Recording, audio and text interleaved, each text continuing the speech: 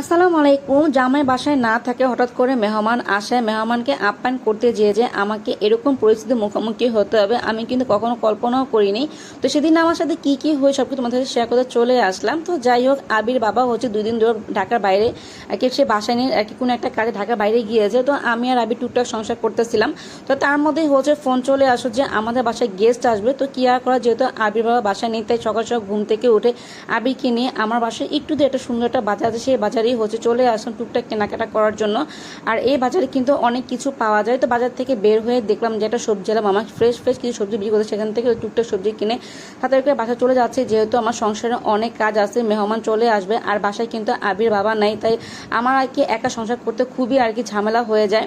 তো যাই হোক, তাদেরকে বাসায় চলে আসলাম। আর এখন তো মনে করে মাঝে মাঝে চিন্তা করি যে যেই মেয়েটা নাকি বিয়ের আগে কোনো সংসারে কোনো কিছুই বুঝতো না, আর এখন বিয়ের পর হচ্ছে বাচ্চাকে সামলানো, মেহমানকে সামলানো, সংসার সামলানো সব কিছুই সে পারে।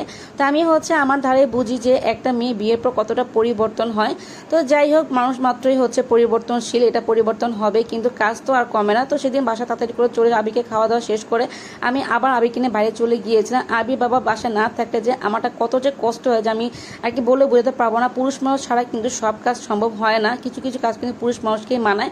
তো সেদিন বাইরে বেরোতে যে আমাকে এত বড় দুর্ঘটনার মুখোমুখি, আমি কি কখনোই প্রস্তুত ছিলাম না। এত বড় বিপদ থেকে আল্লাহ আমাকে বাঁচিয়ে দিয়েছে, হয়তো বা ময়মুরবি দোয়া ছিল। সেদিন এতটা বৃষ্টি হয়েছে যে কি বলবো। তো যাই হোক, জজটা পার করে বাসায় এসে দেখি যে মেহমান চলে আসে, আর মেহমানটা হচ্ছে আবির বাবার ফ্রেন্ড আর আমার ভাই, কারণ সে আমাকে বোন ডেকেছে।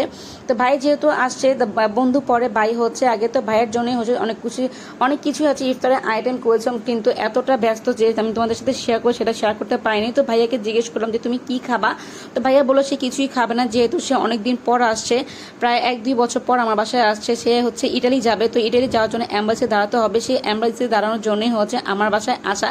তো আবির বাবা হচ্ছে রাতে চলে আসছিল। তো আমি হচ্ছে এখন ভাইয়ের জন্য কি করব কিছু বুঝতেছিলাম না। তো একা হাতে সংসার সামলাতে যে এতটা কষ্ট আর কি আমি ছাড়া আর মনে হয় যারা যারা একা করে সংসার তারাই হচ্ছে একমাত্র বুঝে।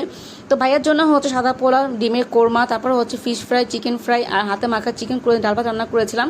তো কি রেখে কি করে দিশা পাচ্ছিলাম না। তার মধ্যে দেখলাম যে ভাইয়া আবিরকে নিয়ে যে এত কিছু কেনাকাটা করে নিয়ে আসছে।